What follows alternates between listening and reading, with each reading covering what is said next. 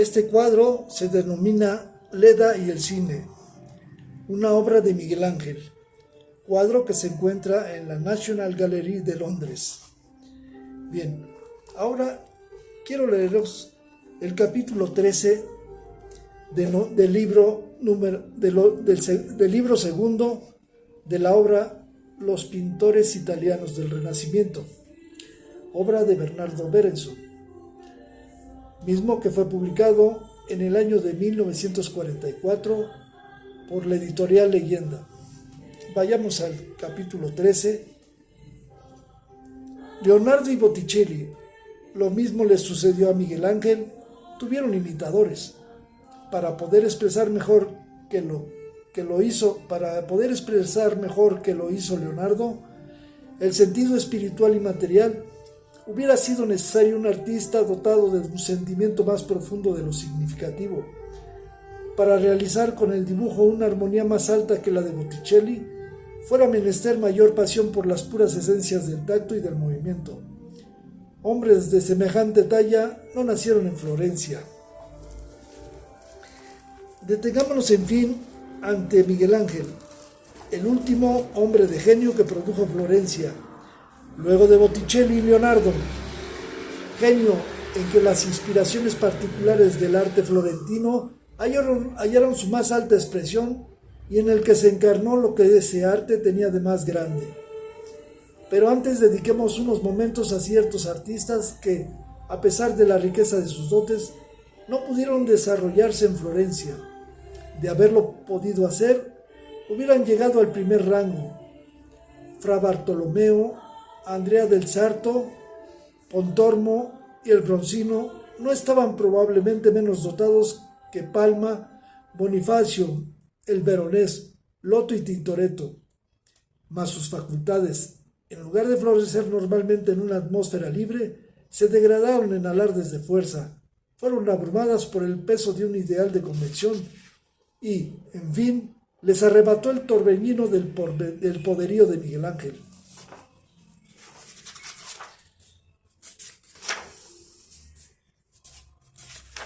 Capítulo número 14. Miguel Ángel tuvo un sentido del lenguaje de las formas tan grande como Giotto y Masaccio. Poseyó, heredado de Donatello, Pollaiuolo, Verrocchio y Leonardo, medios de expresión que ni siquiera pudieron soñar el Giotto y aún Masaccio. A este espléndido activo hay que añadir la comprensión precisa de algo oscuramente presentido hasta entonces: la superioridad del desnudo para hacer visible el lenguaje de las formas. Esta ley brota tan naturalmente de las condiciones generales de la aprehensión como los valores táctiles de la psicología de la visión. No solo podemos captar bien sino aquellos objetos a los que prestamos cualidades humanas, nuestros propios sentimientos.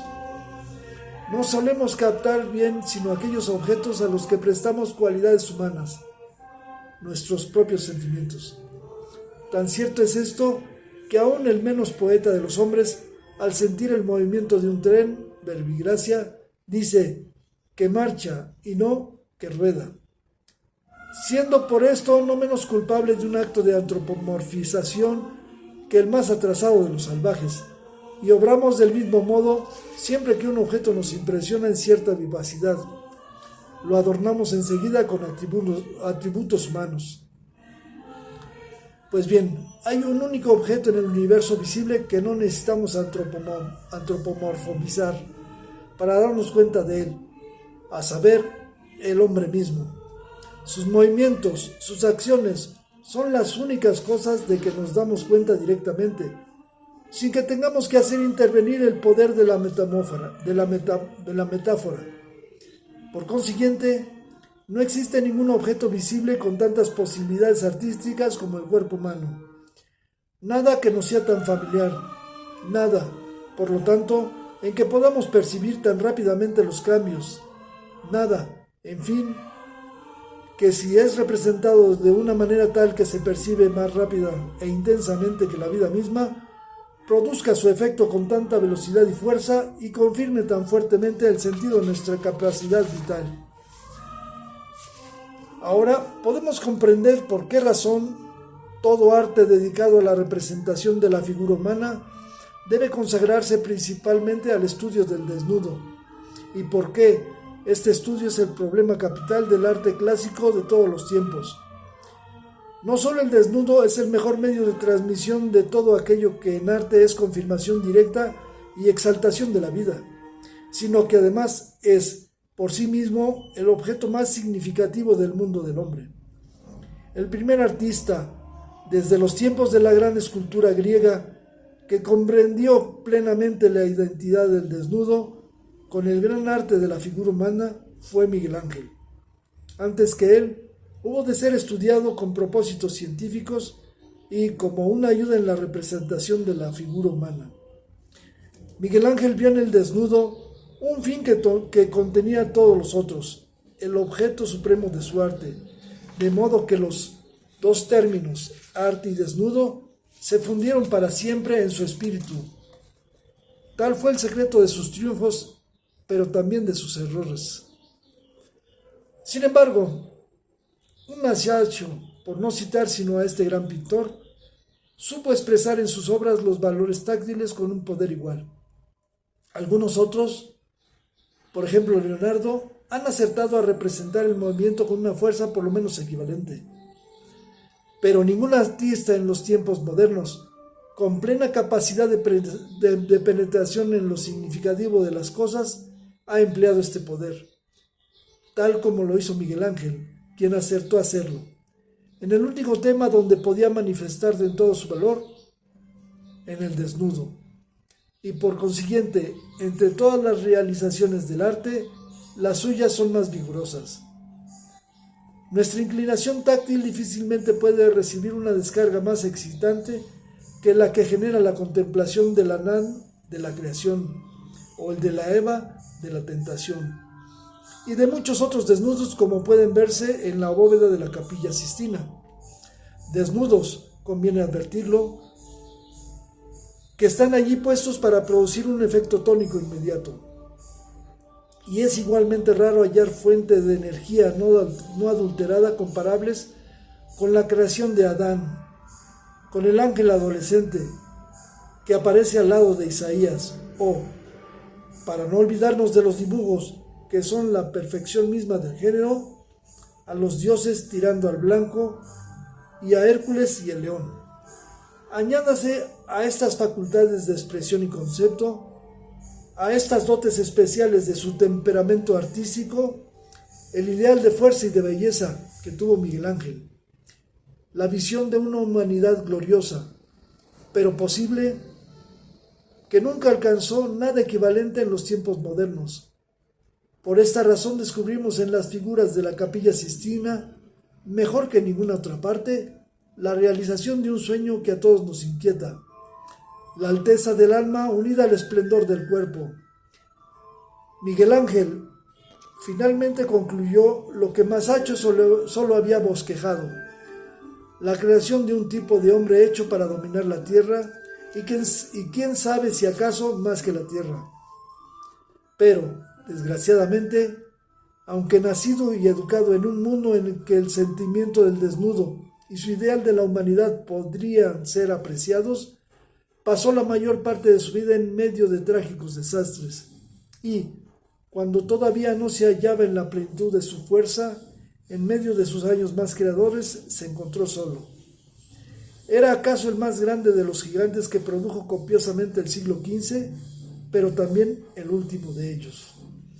Tuvo que reasignarse a vivir en un mundo que despreciaba, un mundo tan poco capaz de comprenderle como de servirse de él.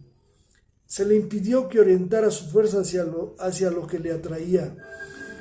Le fue forzoso, a pesar suyo, someterse y dispersarse en labores tan raudas tareas como la ejecución del juicio final. Sus últimas obras ostentan las huellas de ese deplorable estado de cosas.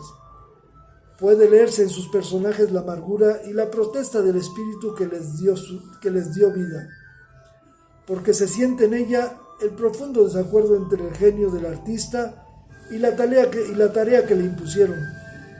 Fue su pasión el desnudo, su poder ideal.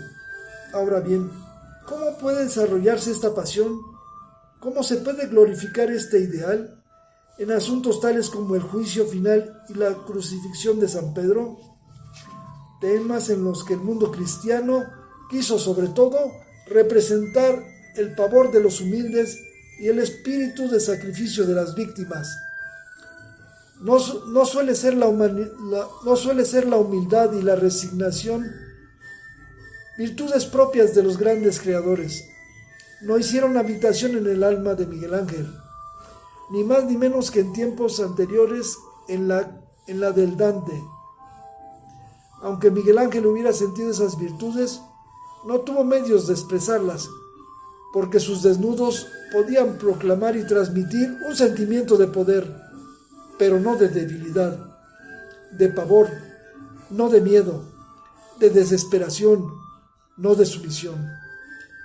Pavor es lo que se sienten los colosos del juicio final, pero este pavor no se lo inspira en modo alguno el juez, porque éste, a despecho de su gesto omnipotente, no es de esencia distinta de la de los otros personajes. Parece estar anunciando, más bien que deseando, lo que los enjuiciados, sus súbditos, no pueden no desear. Como representación del momento anterior a la desaparición del universo, en el caos, los dioses confundidos y mezclados entre sí en el Götterdämmerung, en alemán, que quiere decir el crepúsculo de los dioses.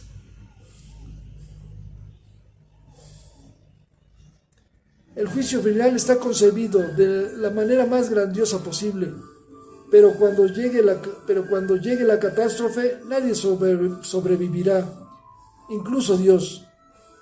Miguel Ángel, por consiguiente, fracasó en la concepción del tema y no podía por menos de fracasar. Pero, ¿en qué otro lugar del mundo artístico podríamos recibir tal bocanada de energía como la que se desprende del sueño? O, si se quiere, pesadilla de este gigante. A medida que envejecía y su genio, falto de expansión propia, tendía a estancarse y embastecerse. Miguel Ángel cayó en diversas exageraciones de la fuerza hasta dar en brutalidad y exageración de los valores táctiles hasta convertirse en hazañosa habilidad en el modelado. No cabe duda que en ocasiones pecó también, tal como Botticelli, por su indiferencia hacia el asunto. Pero si el movimiento puede pasarse sin él, no le sucede lo mismo a los valores táctiles. Con todo, parece haber soñado solo con la representación de estos valores, y aquí está el origen de sus múltiples dibujos en los que únicamente el torso aparece tratado de manera adecuada y el resto de modo negligente. Dio todavía otro resultado su pasión por los valores táctiles. He sugerido ya que los tipos de Giotto eran macizos y fornidos, porque tales figuras sugieren mejor esta clase de valores. Miguel Ángel tendió a exageraciones similares, es decir, hacer los hombros demasiado anchos, porque de esa manera la impresión en la imaginación táctil es más fuerte. Pero el amador de las artes de la figura, por lo que en ellas hay de genuinamente artístico y no de meramente ético, hallará en las obras de Miguel Ángel, aun en las menos felices, placeres tales que no serán capaces de procurárselos los demás artistas, excepto alguno que otro, ni en sus mejores momentos. Resumamos este breve estudio de la pintura florentina. No existe una escuela más individualista. Ninguno de sus maestros se limitó nunca a remedar el paso de sus predecesores. Sin embargo, todos ellos, desde el primero al último, libraron el mismo combate. No existe oposición entre Giotto y Miguel Ángel. Las mejores energías de los dos y de todos los grandes artistas que entre los dos se sucedieron en el tiempo fueron persistentemente consagradas a la expresión de los valores táctiles y de movimiento, o a la de ambos a la vez. Como las victorias que se logran en ese campo de la forma y el movimiento constituyen la base del gran arte, la escuela florentina, a pesar de sus múltiples defectos, ocupa el primer lugar, después de la escultura griega, en la representación maravillosa de la figura humana.